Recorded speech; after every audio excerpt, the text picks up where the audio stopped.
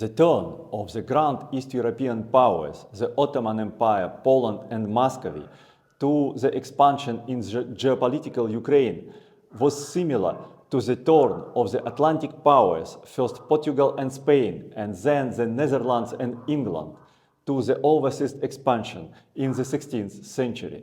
As soon as they obtained the technical tools, the large seafaring ships, on-board artillery and hand-hand firearms, they turned to the overseas conquest. The conquest could bring them more wealth than their scarce agriculture in the Iberian Peninsula.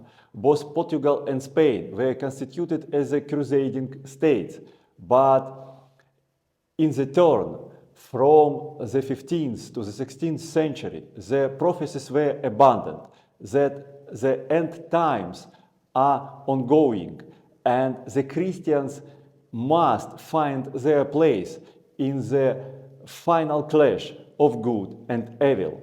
Vasco da Gama and Columbus searched not for the routes to America and India, but for circumnavigation to Palestine to side with the forces of good in their clash with the forces of evil in the end times. And the forces of evil were associated for them with Islam. The great Portuguese conqueror in South Asia, Afonso de Albuquerque, searched to establish foothold, to attack Mecca and Medina, the Islamic centers, on the eve of the end time. Not only the minds in Eastern Europe and Christian minds, but also the Ottoman minds were full of the same prophecies.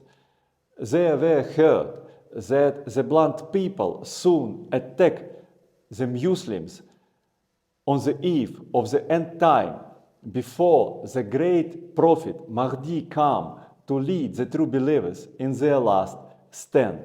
First, the blunt peoples were associated with the Portuguese, but after they were repelled from Jeddah in 1517, the eyes of Muslims turned to Muscovy.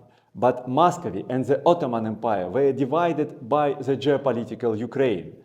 It was a way how geopolitical Ukraine became the battlefield of millenarian clash between Islam and Orthodox Christianity. I explain it in my book, Strategies of Ukrainian War, 1500-1800, that is just released by a publisher, Pen and Sword.